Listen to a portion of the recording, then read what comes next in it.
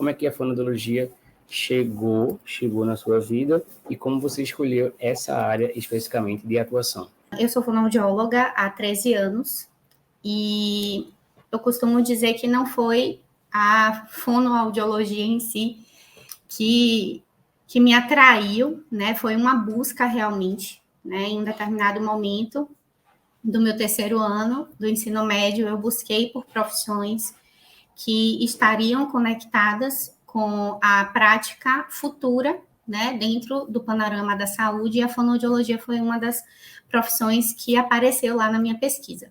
Em paralelo, eu estava com um problema de coluna e eu estava fazendo um tratamento no Sara Kubitschek e eu tive a oportunidade de conhecer alguns fonoterapeutas e isso me aproximou um pouco mais da profissão.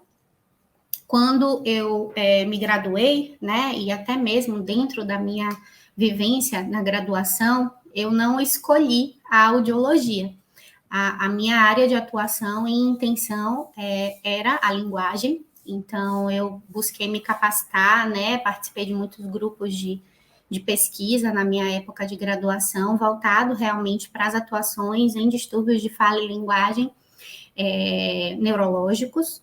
Mas depois que eu me graduei, eu comecei a atuar também na audiologia por uma questão de mercado de trabalho, de acesso realmente a oportunidades profissionais, e continuava, né, a minha prática dentro da linguagem com crianças. Então, se eu posso dizer que algo nunca mudou, desde a graduação, foi realmente essa preferência por atuar com o público pediátrico, com o público infantil. Eu sinto que nós precisamos cada vez mais nos aproximar da possibilidade de unirmos mais e mais a especialidade audiológica, a especialidade da linguagem, né, do potencial de comunicação do ser humano, integrar cada vez mais esses níveis de especialidade, porque principalmente quando a gente fala de crianças, são atuações que não podem mais ser segregadas, não podem mais ser vistas de formas separadas, tá? E a minha escolha de atuar com a audiologia veio através da minha prática com o tratamento de dificuldades na comunicação de crianças. A fonoaudiologia ela precisa crescer um pouco mais o olhar sobre a atuação em audiologia pediátrica, porque a nossa atuação, ela não se restringe apenas às alterações periféricas, a crianças que tenham perdas auditivas, dificuldades no seu padrão de detecção, e que a gente precise realizar diagnósticos precoces para garantir ali o desenvolvimento hierárquico das suas habilidades auditivas e, por consequência, dos seus ganhos de comunicação. A audiologia pediátrica hoje, ela tem crescido, tá? Eu estou focando na audiologia pediátrica, porque é a minha linha de atuação, né, atualmente. Então, a gente tem muito a contribuir, tá? Com a linguagem, com a voz, com a fala, com a motricidade orofacial, enfim, com os aspectos de comunicação global desse indivíduo, tirando nutrientes da audiologia, mesmo que essa criança não tenha dificuldades periféricas, mesmo que essa criança seja um ouvinte. Porque hoje a gente tem muitos estudos e cada vez mais a audiologia tem crescido o seu olhar sobre a eletrofisiologia, sobre a importância da gente realmente entender toda essa via auditiva que conecta, né, o nosso potencial, que na verdade nos permite acessar um potencial de comunicação mais efetivo. Então, hoje a gente tem muitas crianças, muitos casos de crianças que não têm problemas periféricos, são crianças ouvintes, não precisam ser aparelhadas ou mesmo conduzidas para uma cirurgia de implante coclear, e que têm demandas auditivas, né, têm atrasos no seu padrão de condução, né, auditivo, do som que entrou ali na sua orelha, em caminho, né, em direção a estruturas mais centrais, e comportamentos auditivos que precisam ser vistos e valorizados dentro dos contextos de intervenção de fala e linguagem, que não se restringe apenas a crianças com demandas periféricas. Então, se eu posso dizer, né, sobre os casos que me impactam, eu posso citar um caso que para mim foi um divisor de águas, que foi um caso de uma criança onde eu realizei, né, a investigação auditiva depois de uma falha no teste da orelhinha, e essa criança, ela fez o diagnóstico comigo, tá? Na época, eu realizei essa pesquisa do BERA com o estímulo clique, porque era o estímulo que eu tinha acesso, era o exame que eu tinha conhecimento na época, e essa criança, ela foi, né, ela recebeu um diagnóstico de que o seu nível de resposta, né, o seu nível mínimo de resposta tinha sido visto lá, encontrado em 30 decibéis. E até aí tudo bem, né? Cumprindo um protocolo que, inclusive, até hoje é praticado, infelizmente, por muitos colegas da nossa profissão. Então, eu laudei esse exame, né? Fazendo pesquisa de limiar com clique num BERA diagnóstico, e essa criança foi liberada. Ela retorna, né, para mim, um ano depois, e eu já estudando mais, já me capacitando melhor sobre essa questão do diagnóstico audiológico, percebo que, na verdade, essa investigação, essa pesquisa, né, se essa criança pode ou não ter uma perda auditiva, ela deve ser feita com um tom puro, não com um estímulo multifrequencial, como é o clique. E eu proponho a essa família, dado o atraso no desenvolvimento de comunicação que ela veio um ano após esse diagnóstico da falha do teste da orelhinha, eu proponho que a gente faça um BERA diagnóstico com a frequência específica, com o estímulo Tone Burst. E eu me deparo com uma perda auditiva em agudos, né? Uma criança com graves bem preservados e com uma perda auditiva em agudos. Então, daquele dia em diante, eu prometi para mim mesma que as coisas, elas precisariam mudar. E que eu iria avançar cada vez mais nesses diagnósticos auditivos com compromisso mesmo com essa família, com compromisso principalmente com essas crianças, de entregar a elas as melhores respostas que elas pudessem acessar para garantir o seu bom desenvolvimento. Então, esse para mim é um caso.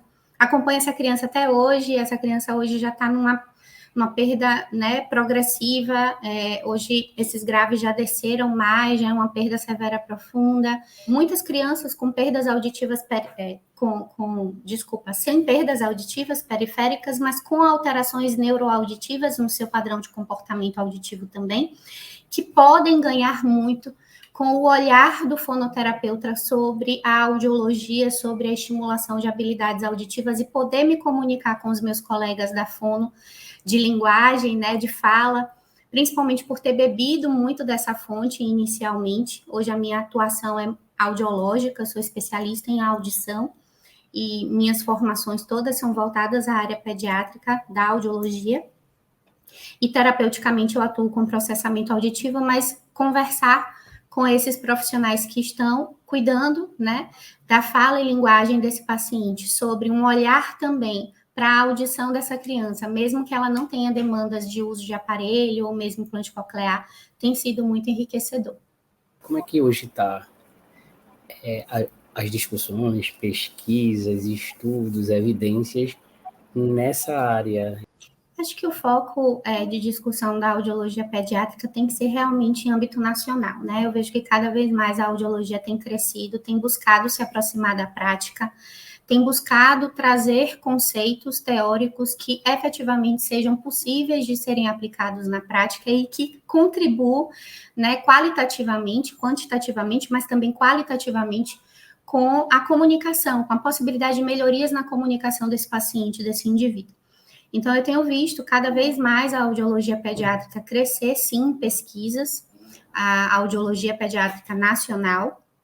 Vejo muitos colegas, sim, atuando em pesquisa na 4ª região, mas a gente ainda precisa, e tem muito espaço a crescer, porque o nicho, né, da avaliação audiológica pediátrica não é um nicho fácil, porque, na minha opinião, precisaria de uma especialização além da audiologia em si. Eu acho que deveria se ter, sim, uma especialização em audiologia pediátrica, porque todo direcionamento teórico prático que permeia, que direciona e norteia a atuação com a criança é muito diferente do adulto, do idoso. O que eu sinto muito ainda é uma segregação e é uma separação que eu percebo que é da graduação, não é algo que aparece após formação, de uma dificuldade de muitos audiologistas se aproximarem das outras áreas da fonoaudiologia, que tem uma relação justamente com o desenvolvimento do padrão de comunicação desse indivíduo. Muitos audiologistas que acabam até abraçando e escolhendo lidar com a audiologia pediátrica se esquecem que a fala, que o padrão de comunicação da criança, na verdade, são produtos possíveis de serem alcançados, né, através de um bom desenvolvimento de habilidades auditivas. Eu acho que a quarta região, ela tem buscado crescer, né, em pesquisa, em atuação profissional. Eu tenho visto, graças a Deus, cada vez mais melhorias com relação a esse padrão do diagnóstico audiológico da criança. O campo da audiologia pediátrica é realmente um campo muito vasto em atuação, principalmente se o colega que está entrando hoje no mercado de trabalho se debruçar e intencionar ampliar o seu saber, né, integrando o seu saber audiológico com o saber também relacionado aos distúrbios da comunicação humana. Essa mensagem para a gente encerrar para os estudantes que vão ser futuros fonoaudiólogos e também para os fonoaudiólogos que estão na área ou os que estão ainda também querendo entrar, né, pegar uma área nova e uma área, como você falou, promissora. Acho que é a gente não esquecer, lembrar de nunca mais esquecer que a nossa formação primária é em fonoaudiologia e que a gente pode contribuir de forma extremamente significativa para o desenvolvimento das nossas crianças, porque não existe nada que nos torne mais humanos do que a condição de nos comunicarmos. É uma das características que nos diferenciam de outras espécies, e nós somos os profissionais que cuidamos disso. Isso é divino demais.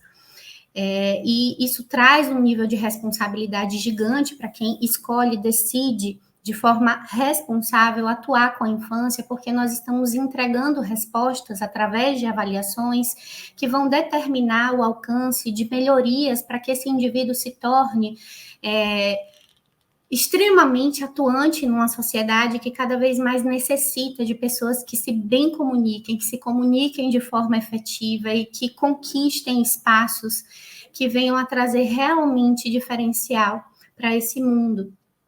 E uma outra dica, né, que eu trago também é que a gente, né, você principalmente que está se formando agora, a gente fica angustiado lá na faculdade, pensando, será que eu vou encontrar um emprego? Onde será que eu vou trabalhar? Quanto eu vou ganhar? Então, a dica que eu dou a você é não se conecte tanto com o quê, né? O que eu vou fazer? Mas sim, por que eu vou fazer? O porquê, ele é muito importante. E ele vai construir o seu como. E o seu como vai estar conectado com o quê? Então, o como você vai defender esse porquê que você vai escolher é que vai trazer toda a diferença na sua atuação profissional.